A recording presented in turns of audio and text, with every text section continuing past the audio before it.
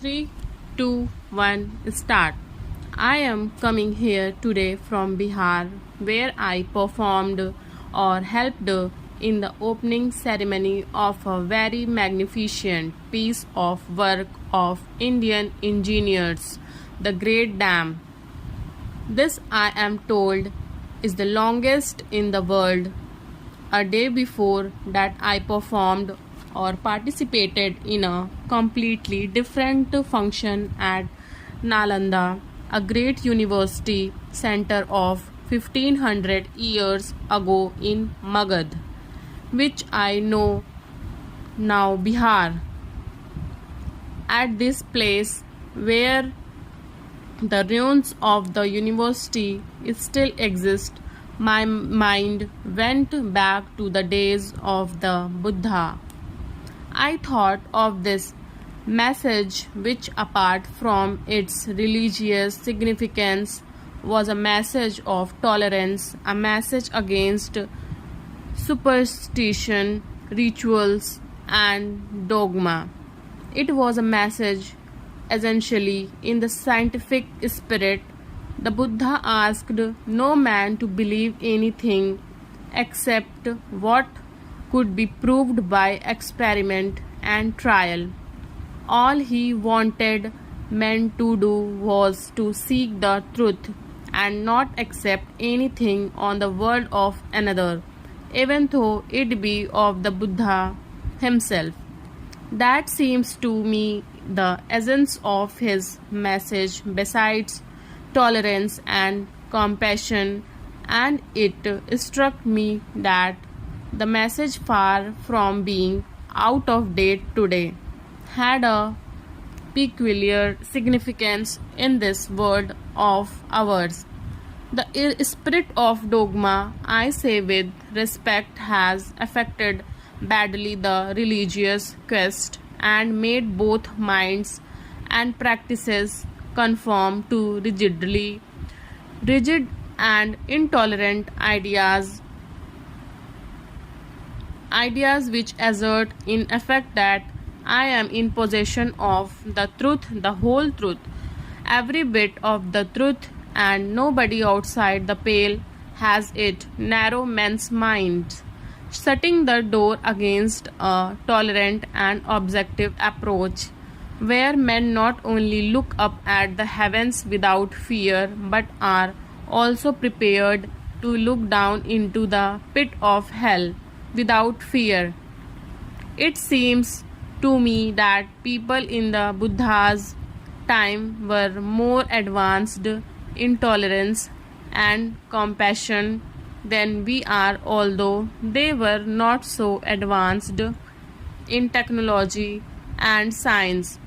While I was there, it struck me that, quite apart from the religious issues, there might be something worthwhile in the traditional view of life, because it is a tolerant view of life.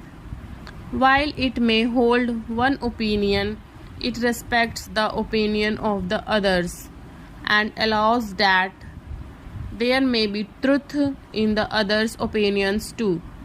It looks at the universe and the mysteries of the universe and tries to find them in a spirit of humility. That is their approach to their religion.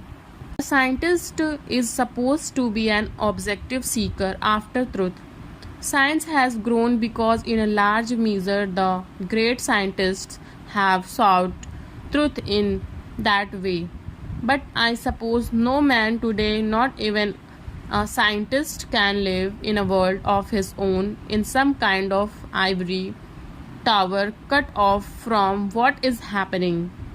Therefore, science today has perhaps begun to cross the borders of moral and ethics. If it gets divorced completely from the realm of morality and ethics, then the power it possesses may be used for evil purposes. But above all, if it ties itself to the gospel of hatred and violence, then undoubtedly it will have taken a wrong direction, which will bring much peril to the world. I plead with the scientists here and elsewhere to remember that the scientific spirit is essentially one of tolerance, one of humility, one of realization that somebody else may also have a bit of the truth. Scientists should note that they do not have a monopoly of the truth, that nobody has a monopoly. No country, no people, no book. Truth is too vast to be contained in the minds of human beings or in books, however scared. Let us be a little humble. Let us think that the truth may not perhaps be entirely with us. Let us cooperate with others. Let us, even when we do not appreciate what others say, respect their views and their ways of life. Let us go back to an ancient age in India, Ashoka's period, 2300 years ago. This man, who was infinitely more than an emperor, has left memorials all over this great land, memorials which you can see today. Among the messages that he gave, there is one which I think we should all remember, not only in this country but elsewhere. Addressing his own people, he said, if you rever your faith, while you rever your own faith, you shall rever the faith of others. In reverencing the faith of others, you will exalt your own faith and will get your own faith honored by others. If you apply that message of tolerance not only to religion but to the other activities of human life, such as politics, economics, and science, you will find that it puts things in a different context.